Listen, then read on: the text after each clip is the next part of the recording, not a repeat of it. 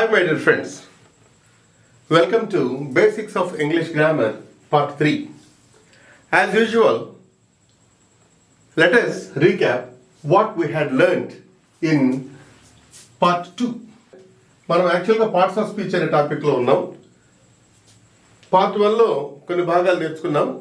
Part 2లో ఏం నేర్చుకున్నామంటే noun, kinds of nouns, తర్వాత ప్రొనౌన్. దీంట్లో అత్యంత ముఖ్యంగా మనం నేర్చుకునేది ఏంటంటే పర్సన్స్ గురించి నేర్చుకున్నాం. ఈ పర్సన్స్లో అత్యంత ముఖ్యమైనది ఏంటంటే థర్డ్ పర్సన్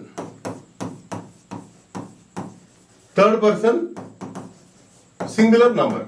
ఇది చాలా చాలా important. He, she, it, any noun is third person singular number. తర్వాత అడ్జెక్టివ్స్ మనం ఏం చేసినాం, జస్ట్ టచ్ చేసినాం. మళ్ళీ డిగ్రీస్ ఆఫ్ కంపారిజన్లో మళ్ళీ మనం నేర్చుకోబోతున్నాం.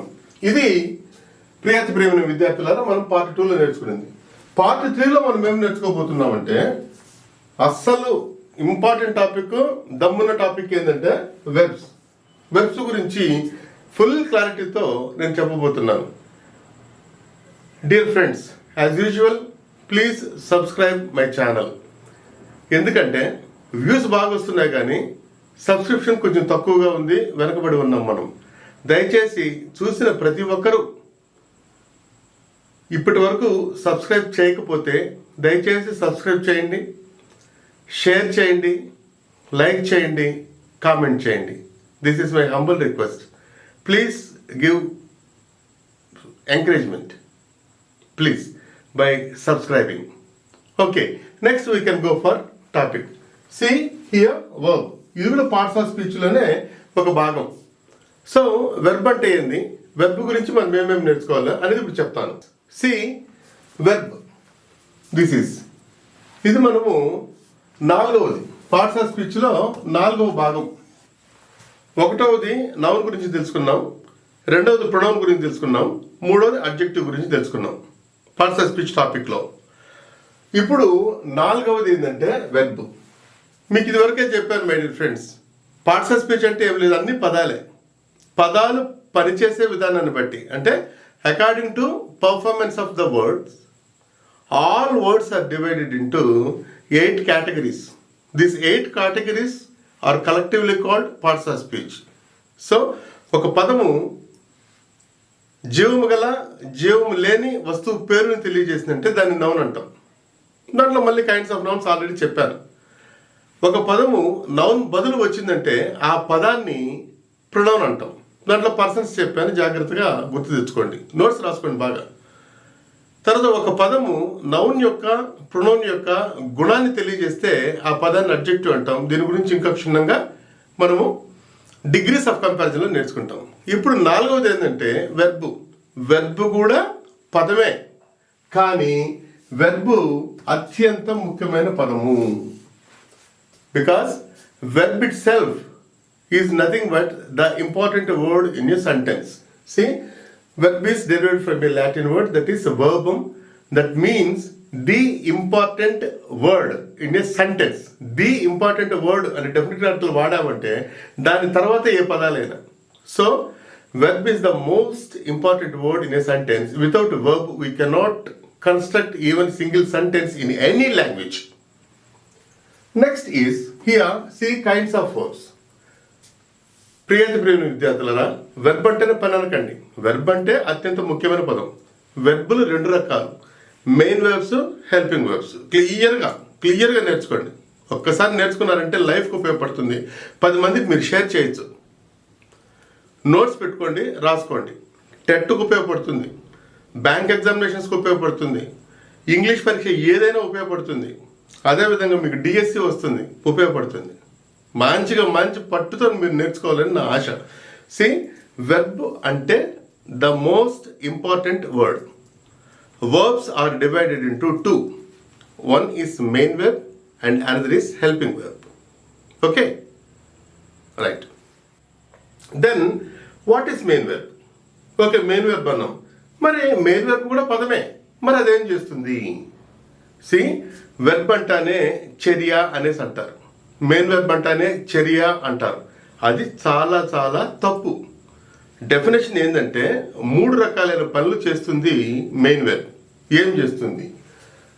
ఏ వర్డ్, పదమే verb. A word that expresses being of subject. Being of subject అంటే సబ్జెక్ట్ యొక్క స్థితి. సబ్జెక్ట్ స్టార్టింగ్లో ఉంటుంది. Nouns and pronouns are subject place. Subject యొక్క స్థితిని. పొసెసింగ్ ఆఫ్ సబ్జెక్ట్, సబ్జెక్ట్ యొక్క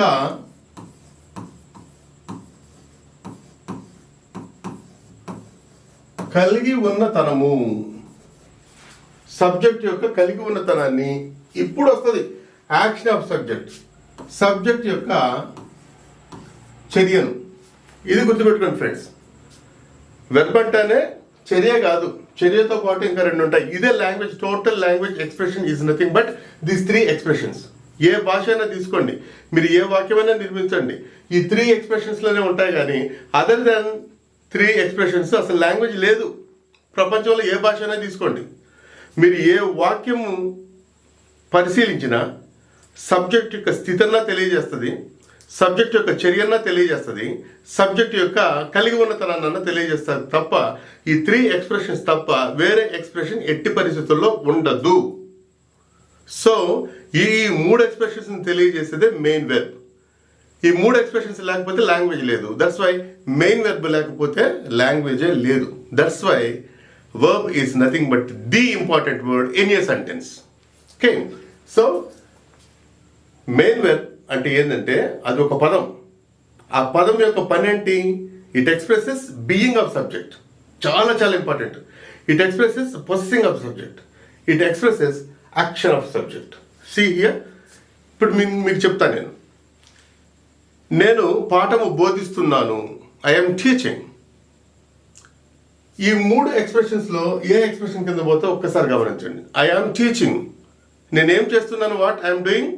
I'm teaching. That's why it is action. I have a pen. I have a pen. నేను ఒక పెన్నును కలిగి ఉన్నాను. సో ఈ ఎక్స్ప్రెషన్ దేనికి పోతుంది? కలిగి ఉన్న తనాన్ని. I am at the board. నేను బోర్డు వద్ద ఉన్నాను. నేను బోర్డు వద్ద ఉన్నాను. I am at the board. So ఈ వాక్యము నా యొక్క స్థితిని తెలియజేస్తుంది. మీరు ఏ వాక్యమైనా చూడండి. For example, you are watching the video. You are watching the video. ఇది ఈ ఎక్స్ప్రెషన్ దేని కింద పోతుందంటే చర్య, మీ యొక్క చర్య. You have a cell phone. మీరు ఒక సెల్ ఫోన్ని కలిగి ఉన్నారు. కలిగి ఉన్నతనం. A cell phone is with you. Cell phone మీ వద్ద ఉన్నది స్థితి. మీరు ఏ వాక్యమైనా తెలుగులో మీరు నిర్మించుకోండి, ఇంగ్లీష్లో నిర్మించుకోండి, ఒరియాలో నిర్మించుకోండి, మీ మదర్ టంగ్ ఏదైతే అందులో నిర్మించండి.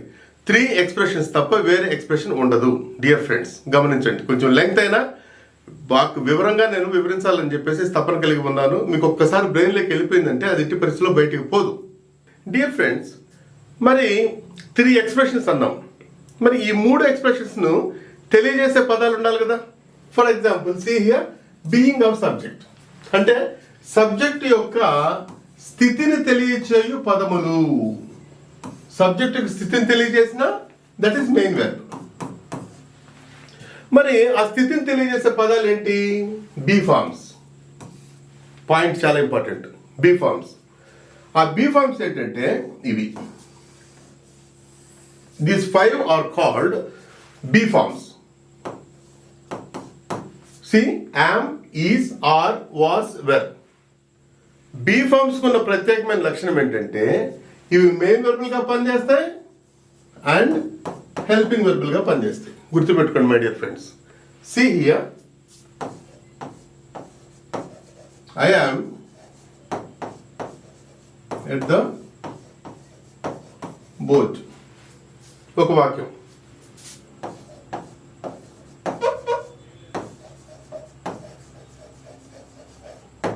I am teaching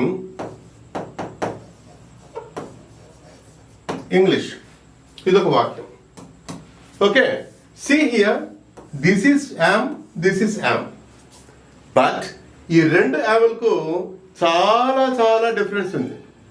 here this is I am at the board, నా బీయింగ్ ఇది, being of subject. I am teaching English, this is action. Action.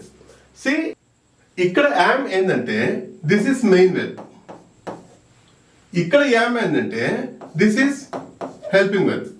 ఇది మెయిన్ వెర్బ్ అవుతుంది. డియర్ ఫ్రెండ్స్ బాగా గమనించండి. సో ఈ బీ ఫార్మ్స్కు రెండు రకాలైన యాక్షన్స్ ఉంటాయి. సో కొన్ని సందర్భాల్లో ఇవి మెయిన్ వెర్బ్గా పనిచేస్తాయి, కొన్ని సందర్భాల్లో హెల్పింగ్ వెర్బ్గా పనిచేస్తాయి. హెల్పింగ్ వెర్బ్ ఎప్పుడు పనిచేస్తాయి అంటే చిన్న టెక్నిక్. యాక్షన్ వర్డ్తో వచ్చాయి అంటే అవి హెల్పింగ్ వెర్బ్లు. యాక్షన్ వర్డ్ లేకుండా ఒంటరిగా వచ్చాడు కూర్చున్నాయంటే అవి మెయిన్ వెర్బ్లు. ఇది టెక్నిక్. బీ ఫార్మ్స్ కానీ హ్యావ్ ఫార్మ్స్ కానీ మెయిన్ వెర్బులుగా పనిచేస్తాయి, హెల్పింగ్ వెర్బులుగా పనిచేస్తాయి. ఒంటరిగా ఉన్నాయనుకోండి వాక్యంలో, అప్పుడు అవి మెయిన్ వెర్బ్స్. అలా కాకుండా యాక్షన్ వర్డ్తో వచ్చాయి అనుకోండి, అప్పుడు అవి హెల్పింగ్ వెర్బులుగా పనిచేస్తాయి. Right, okay. ఇక్కడ ఇంకొక విషయం ఏంటంటే am, is, are consolidated form ఏంటంటే బి. ఆ తర్వాత చెప్తాను మీకు. సో ఇప్పుడు నేను చెప్పింది ఏంటంటే సబ్జెక్ట్ యొక్క స్థితిని తెలియజేసే పదాలు be forms. Am, is, are, was, were. వీటికి ఉన్న ప్రత్యేకమైన లక్షణం ఏంటంటే హెల్పింగ్ వెర్బులుగా పనిచేస్తాయి, మెయిన్ వెర్బులుగా పనిచేస్తాయి. సి హియర్, ఇంకొక వాక్యం మీకు చెప్తాను. Yesterday I was at the post office. Was ఒంటరిగా వచ్చింది అంటే అది బీయింగ్. ఇట్లా షార్ట్ కట్ మెథడ్స్లో తెలుసుకోవాలి. ఎందుకంటే సింపుల్ కాంపౌండ్ కాంప్లెక్స్ సెంటెన్సెస్లో మనము జిరెంట్స్ చేసేటప్పుడు ఇవి చాలా ఇంపార్టెంట్. ఆ తర్వాత చెప్తాను. సో ఒంటరిగా వచ్చింది కాబట్టి అది main verb. Yeah, I was handing over the answer papers at the post office. Was handing over, past continuous tense. అంటే యాక్షన్ వర్డ్తో వాజ్ వచ్చింది కాబట్టి అది హెల్పింగ్ వెర్బ్. బాగా అర్థం చేసుకోండి. 2-3 సార్లు రివైండ్ చేసి నేర్చుకొని అది బుక్లో రాసుకోండి మిత్రులారా.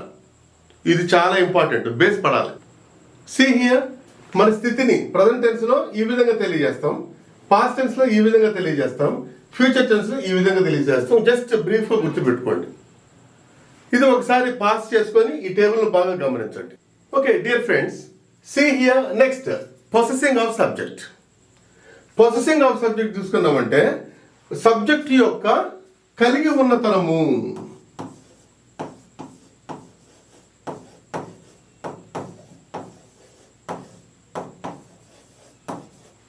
సబ్జెక్ట్ యొక్క కలిగి ఉన్నతనం, possessing.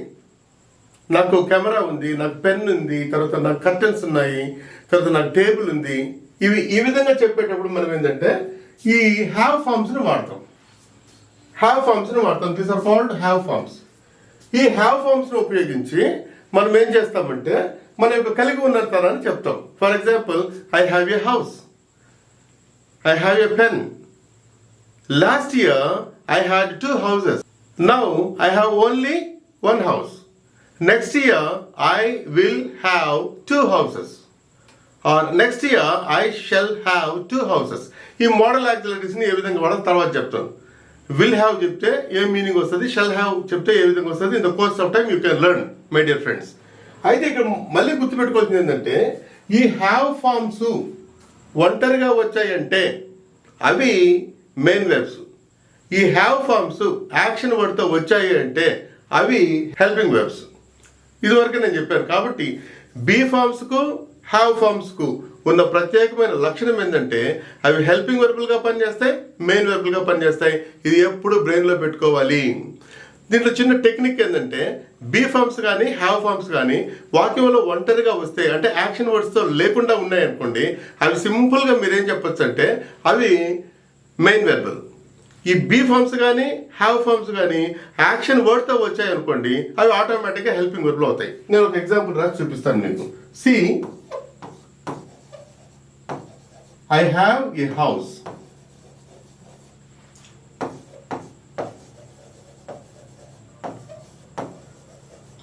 I have gone there. See, 2 sentences, simple sentences. రెండిట్లోనూ హ్యావ్ ఉంది, కానీ హ్యావ్ ఈ వాక్యంలో ఒంటరిగా వచ్చింది, ఈ వాక్యంలో V3తో వచ్చింది. Go went gone. చూడండి, ఇది ఒంటరిగా వచ్చింది. ఒంటరిగా వస్తే అది మెయిన్ వెర్బు. తర్వాత ఏంది, అది పొసెసింగ్ ని తెలియజేస్తుంది. అలా కాకుండా ఒక యాక్షన్ వర్డ్తో వస్తే అది హెల్పింగ్ వెర్బు, యాక్షన్ తెలియజేస్తుంది. Present perfect tense, have plus V3 present perfect tense. So this is the thing. So short cut method, be forms, have forms. ఒంటరిగా వస్తే main verbs, be forms, have forms action వర్డ్తో వచ్చాయనుకోండి helping వెర్బులు. Dear friends, this is very important tip for you. Friends, just observe the table. Possessing అని తెలియజేస్తే, కలిగి ఉన్నతనాన్ని తెలియజేసే table total. See, present tense అయితే have, has. Past tense had. Future tense అయితే will have, shall have. That's all. See, have, has ఎప్పుడు వాడతాం? ఇప్పుడు రూల్స్ అప్లై అవుతాయి. Third person singular number subject ప్లేస్లో వస్తే హ్యాజ్ వాడతాం ప్రజెంట్ టెన్స్లో. Other than third person singular number subject ప్లేస్లో వస్తే, అదర్ దెన్ థర్డ్ పర్సన్ వస్తే ప్రజెంట్ టెన్స్లో హ్యావ్ వాడతాం. ఇంకా హ్యాడ్ అన్నిటికీ వాడతాం. విల్ హ్యావ్, షల్ హ్యావ్ అనేది ఈ మోడల్ యాక్సిలరీస్ని బట్టి మనం తర్వాత చెప్తాం. These are called modal auxiliaries. Later we can go for that. See here, just observe it. మీరు సెల్ ఫోన్ కానీ కంప్యూటర్ కానీ పాస్ చేయండి, దీన్ని అబ్జర్వ్ చేసుకోండి, నెక్స్ట్ మూవ్ అయిపోండి. మీకు కావాలంటే నోట్స్ రాసుకోండి, మీకు మంచి నోట్స్ తయారవుతుంది. టెట్కు, డిఎస్సికి, తర్వాత పోలీస్ కానిస్టేబుల్కి, ఇంగ్లీష్ ఏ ఏ పరీక్షలో ఉందో ఆ పరీక్షలకన్నిటికీ నా నోట్స్ పక్కా ఉపయోగపడుతుంది. యూస్ చేసుకోండి. డియర్ ఫ్రెండ్స్, 2 ఎక్స్ప్రెషన్స్ అయిపోయినాయి. మెయిన్ వెర్బ్ అంటే ఏంటంటే being of subject, possessing of subject, action of subject. Being of సబ్జెక్ట్ను తెలుసుకున్నాం. పొసెసింగ్ ఆఫ్ సబ్జెక్టు ఎలా తెలియజేయాలి, ఏ పదాలు వాడాలో తెలుసుకున్నాం. ఇప్పుడు యాక్షన్ ఆఫ్ సబ్జెక్ట్, చర్య, సబ్జెక్ట్ యొక్క చర్యను తెలియజేసే పదాలు ఏంటంటే these are called action words. ఇవే V1, V2, V3 ing form. అది మనందరికీ తెలిసిందే action words. See, go, see here, go V1, went V2, gone V3, then going ing form. These are called action words. Dear friends, ఈ action వర్డ్స్ని ఉపయోగించి మనం ఏం చేస్తాము, ఈ యొక్క యాక్షన్ సబ్జెక్ట్ యొక్క యాక్షన్ తెలియజేస్తాం. For example, I am singing a song, so ing form singing. Okay, like that. I am teaching English, so ing form. Yeah, yesterday I taught English. Yesterday we do. So, ఇవి action words. Dear friends, just you observe the action word table. Action word table అంటే చర్యలను తెలియజేసే పదాల యొక్క table. చర్యలను తెలియజేసే పదాల యొక్క టేబుల్లో ఈ 3 ఉంటాయి ఎక్కడైనా కానీ. Regular verbs, irregular verbs, extraordinary verbs. Regular verbs, irregular verbs, extraordinary verbs. Simple. See here, regular verbs అంటే ఏంటంటే V1, V2, V3గా మారేటప్పుడు ఈడి తీసుకునిందంటే రెగ్యులర్ వెర్బ్. ఒక V1, V2, V3గా మారేటప్పుడు అదర్ దెన్ ఈడి కాకుండా వెరైటీ తీసుకునిందంటే అది ఇర్రెగ్యులర్ వెర్బ్. ఇక ఎక్స్ట్రాడినరీ వెర్బ్స్ అంటే ఏంటంటే V1 and V3 are same words. బాగా అర్థం చేసుకోండి. సి, రెగ్యులర్ వెర్బ్స్ ఏంటంటే V1, V3 టేక్ ఈడి. చూడండి, ప్లే, ప్లేడ్, ప్లేడ్, ఇంకా ఇంగ్ ఫార్మ్ అంతా సేమ్. ఇక ఇర్రెగ్యులర్ వెర్బ్స్ ఏంటంటే ఈడి కాకుండా వెరైటీ తీసుకుంటాయి. Short cut method. అవి ఏది 3 రకాలుగా. సి, ఆల్ న్యూ వర్డ్స్, అన్ని కొత్త పదాలు వస్తాయి. ఇది new word, new. V2, V3 same words. Bend, bent, ఇది సేమ్. స్పెంట్. అలా కాకుండా all same words. Cut, put. ఈ విధంగా వస్తే వీటిని ఏమంటామంటే ఇర్రెగ్యులర్ వర్డ్స్ అని చెప్పేసి అంటాం. సో ఈడీలు తీసుకుంటే రెగ్యులర్ వర్బ్స్, ఈ విధంగా మారితే ఇర్రెగ్యులర్ వర్బ్స్. అలా కాకుండా V1, V3 సేమ్ వర్డ్స్ వస్తే those are called extraordinary verbs. ఈ 3 రకాలైన వర్డ్సే ఉంటాయి అంతే యాక్షన్ వర్డ్స్ అంటే. అంతే సింపుల్. ఈ టేబుల్కు జస్ట్ మీకు ఇన్ఫర్మేషన్ సెక్ పెట్టుకోండి.